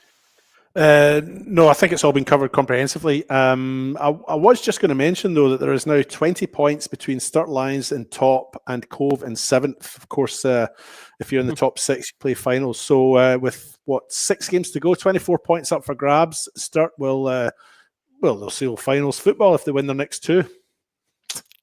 Wow. Yep. Just wanted to say as well, Fulham just quietly going about their business, sitting in a finals position as well. We don't tend to mention them too much, but another big win for them against Olympic, 3-1. So they're just quietly going about their business and sort of just going under the radar a little bit. Yeah, absolutely. We'll go on to the WNPL. Adelaide Comets and West Adelaide playing out a 3-3 draw. Adelaide Uni losing to Campbelltown City 6-0. I think a bit of a shock there, to be honest. NTC and Adelaide City, another interesting one, 1-1 draw there. Inter beating Flinders United 5-0. And West Torrens Birkalla against Metro United, the away side, 5-2 winners that evening. Mark, we'll go to you. I think it's a big result for Comets, and maybe not a setback for West Adelaide, but maybe just sort of a wake up, maybe, is the way to put it. Well, we all picked Comets to win that game. We all just thought it was about time that West Adelaide actually lost the game. No, in all seriousness. No, look, I actually I managed to tune into some of this game, and it was quite an entertaining game. But yeah, I think it was Comets were certainly in the right frame of mind to take a point. They certainly deserved it. They fought hard. They worked the ball around well.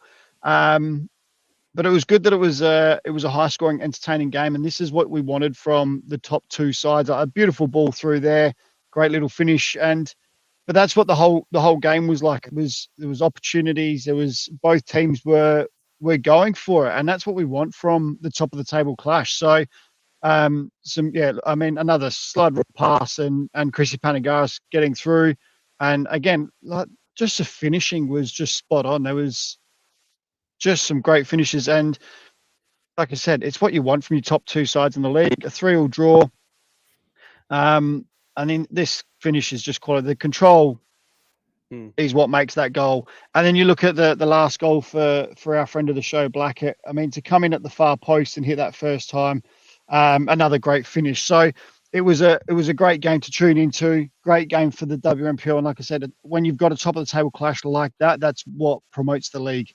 And it was just brilliant. So just absolutely brilliant. I mean, that was the scrappiest goal of the night, to be honest, and the rest of them were, but the rest, you look at the rest of them, they're all top draw finishes. They're proper finishes. Great. I mean, you're going to get a scrappy goal here and there, but it was a good game. So it was, like I said, good to see, but it does show that West Adelaide, I think, for the rest of the league, can be vulnerable.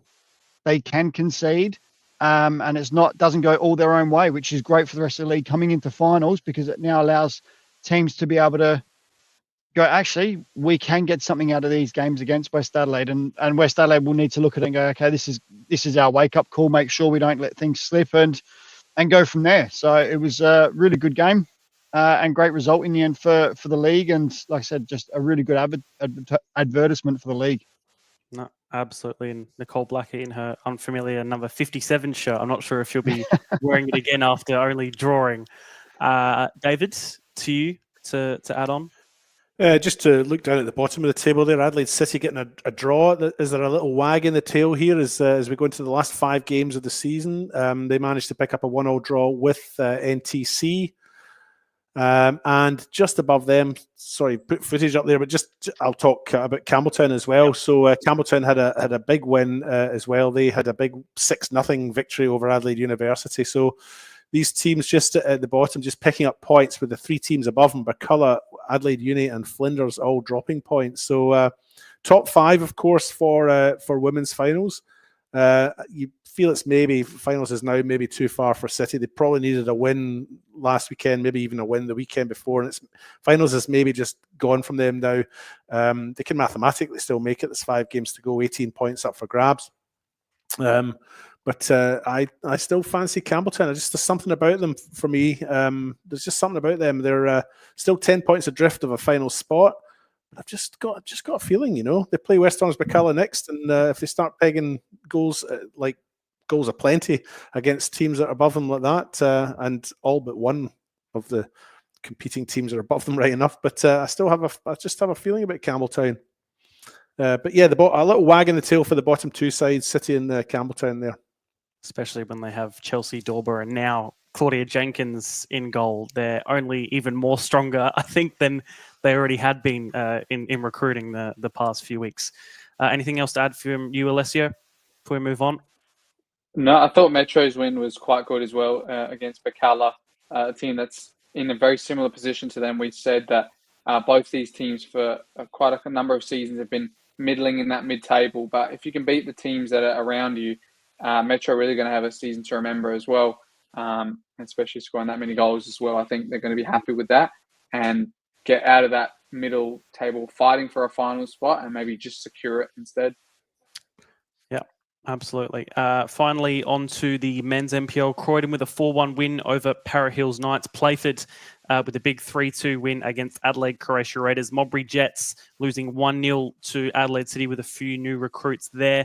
FK Beograd losing, as we spoke earlier, 3-1 to West Torrens Birkalla. Campbelltown at Comets, beating Comets 2-1.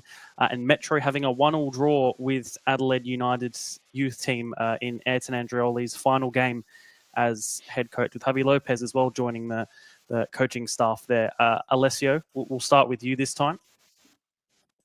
Yeah, I'll do my game there at Beograd versus Birkalla, and it was an interesting one. I mean, it wasn't the most high quality of games. There wasn't a lot of flowing passing moves or playing out of the back. Both teams could really build up quite easily, but in the final third, they just couldn't keep on it for too long. Birkalla definitely were the better of the two in that regard, with George Blackwood actually getting quite free on the left in a wing position. I haven't really seen him in before, but he was doing well. And Alan Welsh in the middle of the park was just strolling things about and keeping the ball well. Even Anianto and Matsumoto, who are both not regular fullbacks, who did a great job on both the wingers of Beograd. And yeah, for Beograd, it's an interesting one. Back to the drawing board for them. Since that loss in the Cup, they really haven't been the same. And despite the efforts of some of their star players, you Trim Bowleys, they were missing both Konstantopouloses this week due to a wedding. And just some of the subs off the bench not making the impact they expected. And they gave some starting berths to Jared Clark and Maxim Ivanic.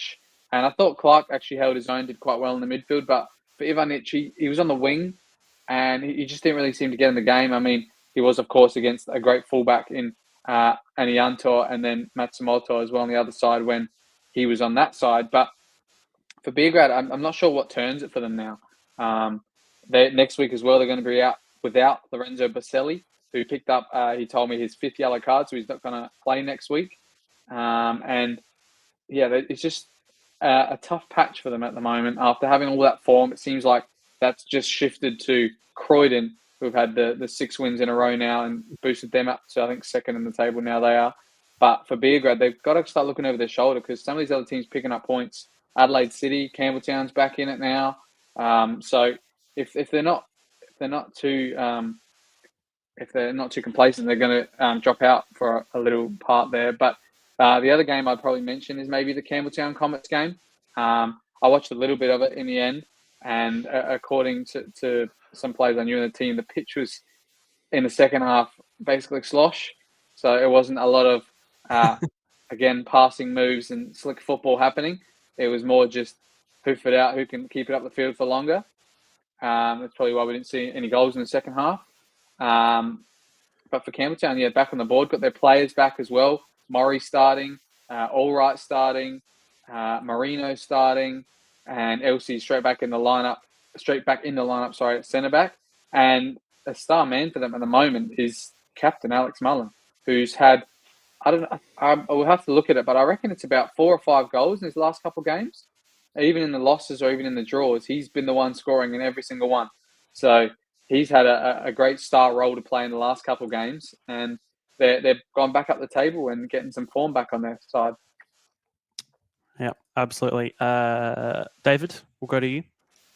Well, I had a weekend off, so I didn't actually see any of the football. I did let the roster person know that I was available on Friday night and Saturday night, but not Saturday afternoon, and they put me in a Saturday afternoon game. Imagine that. Maybe they're trying to tell me something. So I didn't really see much, but I just a couple of things I've noted, I guess, is that losses for all 4 of the bottom sides: Comets, Knights, Jets, and Croatia, all losing their games. So it hasn't really made much of a difference to the table in that there's still only 7 or so points between 8th or 7th and the bottom of the ladder. But those sides at the bottom of the table, if they're hoping to not finish in the bottom 2, they need to pick up some wins fairly soon. Interestingly enough, the 2 bottom sides, Croatia and Modbury, play each other this weekend, and I think there's just a point between them in the ladder. They're both coming off losses, as I mentioned before. Jets went down 1-0 to Adelaide City and play for City with the victors over Croatia Raiders. So that's a massive game for Raiders and Jets this weekend. But no other observations, Your Honour. Then, Mark, we'll finish with you. Look, Croydon, probably the surprise package. They're now in 3 points clear of third and sitting in second. They've just gone about their business. The players are all on the same page. And it's been a wonderful season for them. Christian Vivian's come into the side. He didn't start probably the first few rounds, actually quite a number of the first few rounds, and was only getting bit parts. He then came in at left back. He's now played, I think, across the entire back 4 almost. The only player that's probably he hasn't had to cover is probably Luke Klimek. But they've got, the thing is, they're also likes of Andre Carl not playing. He didn't play this game. I think he's out injured. But you've got Trimboli scoring, Bartovsky scoring, Passier John scoring. They're finding goals from their entire front line. It doesn't matter who's there. They're scoring goals. It's scary how they're managing to pick up goals from every player. So they're not relying on one goal scorer. They're just going, okay, cool. We've got multiple players. They're coming off the bench scoring. They're starting, they're scoring. So it's been a wonderful season for Croydon. George and his coaching staff have really got them playing some good football at times. I think the key man for them is Thomas Greco. I think he's an absolute wonderful player in the middle of the park, controls the game really well for Croydon. And it's great to see them flying so high at the moment. I don't think they're going to catch Metro at this stage of the season, but I mean, Metro, a different story altogether. But Croydon, been fantastic. I can't praise them enough, to be honest, at this present moment in time and this stage of the season.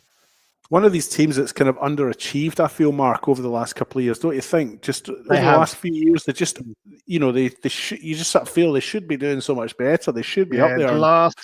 I reckon the last 5 to 6 years, it's always been a more of a let's just stay up and not get relegated scenario. Whereas now, obviously, that's not an issue. They haven't even had a decent cup run in the last few years, as far as I can recall. Can you? I just think when I think about Croydon in the cup, I think, oh yeah, out first round or out second round. I don't really associate them with a great cup run either. And please forgive me for the turn of phrase, but they're just one of these teams. I just think they've just underachieved for so long, and it is good to see them up in second spot now. You know, chasing Metro Stars up at the top there. There's 9 points. It is, yep. A 9 point gap, Yeah, 9 but, points. But they're up there, and they've got Campbelltown this weekend. They must be going into that feeling positive. No. Well, you'd think that Croydon have to go into every game feeling positive the way they're playing and getting results. Yeah. Very, very good. That everyone happy with that coverage for that round? Perfect. We'll go on to finally our predictions, in which we will go to Mr. Karachi for how we did last weekend. Have we not got an intro for him yet, Seb? Like a little. We did. But I hated it, so I haven't gone back to it yet. So maybe by the end of the season there'll be something. Alessio. Yeah. So as I mentioned, we had 3 of us picked WSL correct results, and the other one was an MPL correct scoreline, which was where is it? I think it's say David. David, yeah, David had the 4-1 Croydon win. Yep. I'm pretty sure. Yeah, that was the one in the MPL. So all 4 of us had one we picked right, which was good. And across the leagues, we all picked up points in every single one. So again, we did better than last week. But talking about the standings, that meant, I think so. Last week we had Mark in the lead with 288, Seb with 284, me with 280, David 274. No change this week. Mark goes to 303, Seb 301, me 297, and David 289.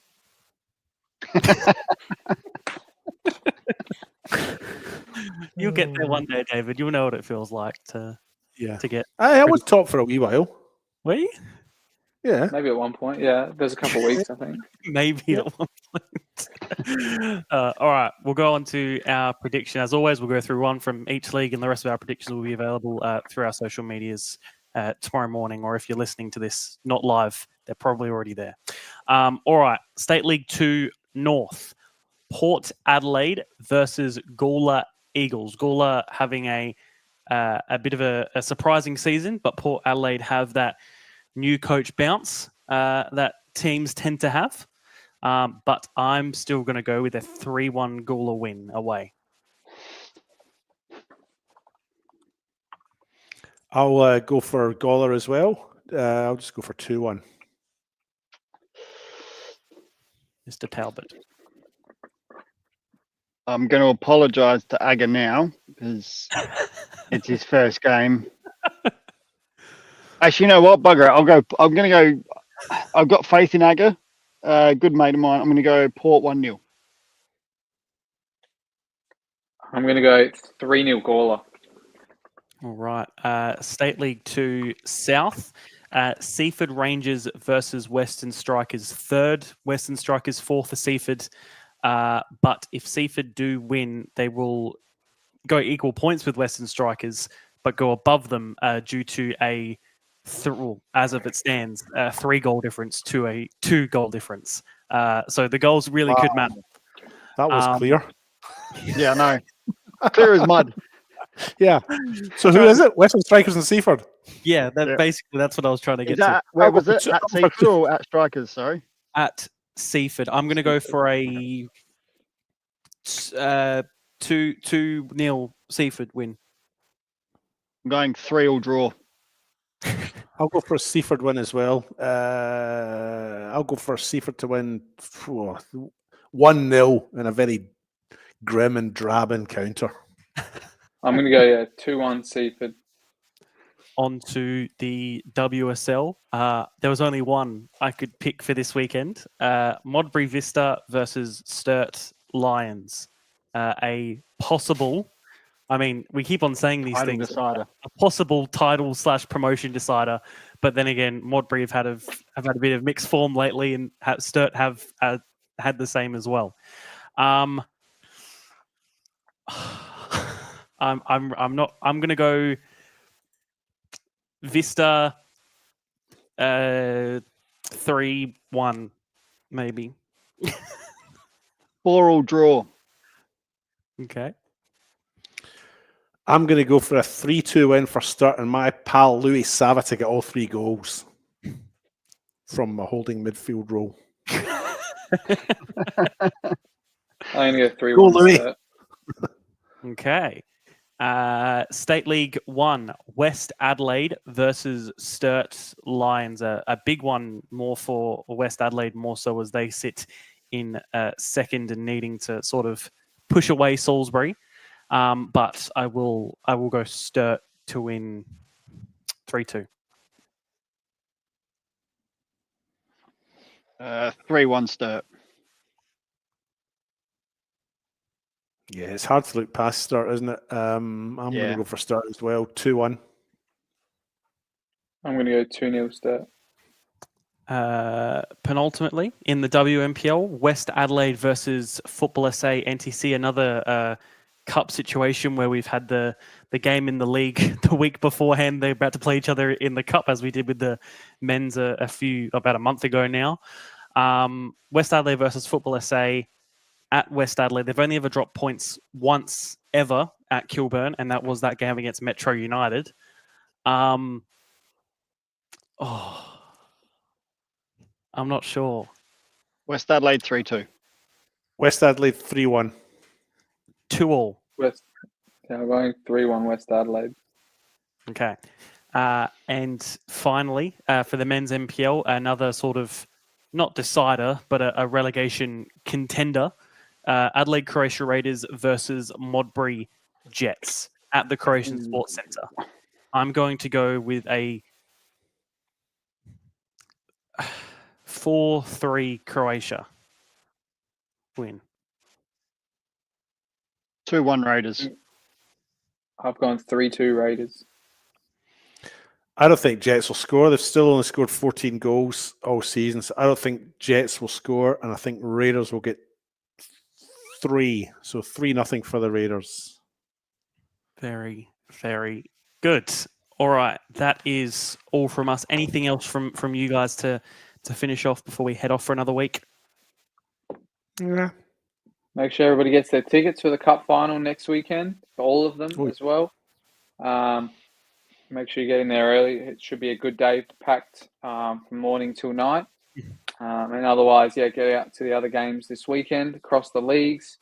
Another good spread of fixtures as well to get out to plenty over the Friday to Sunday, I think it is usually. So make sure you get out to them. No, absolutely. Nothing, Mark and David, all happy? Just quickly, thanks to those who have donated a wee bit of money towards us. It's meant a lot. We really, really appreciate it. And it will go some way to improving what we do, even if it's just in the form of buying a little microphone or a camera or something like that. So to those of you out there who have donated, we really appreciate it. We feel very privileged and grateful and so on that you've done that. So thank you very much. And thanks for listening, everybody else who's out there. Absolutely. Thank you. Yeah. For supporting Carol. Yeah, whether or not you do follow us or share our stuff or have donated, which are still open, of course. Anything that you can or want is fine, and even just a follow or a share to our podcast is amazing. It's great. And feel free to come up to us if you see us at the ground. Come up and say hello. Yep. We promise we won't bite. And if you're not a fan, tell us to our faces. And if we get a prediction wrong, also tell us to our faces. Absolutely. Very, very good. And very, very happy. Another week gone. Next week, of course, is Cup weekend. Big stuff. Videos coming out as well. Trailer came out yesterday for some videos coming out next week. So those will be very cool. All done for another week. Thank you 3 for joining me as always. See you next week as well. See you, man. Alex Mullen to make it 3-1 in the grand final. Puts in the penalty and wins the grand final for Campbelltown City. No one attacks it. Comes back up to Fernandez. It's the goal. It's tied. And then Talisman's got another one. City back quick. Jake King. Oh, what a shot. My goodness me.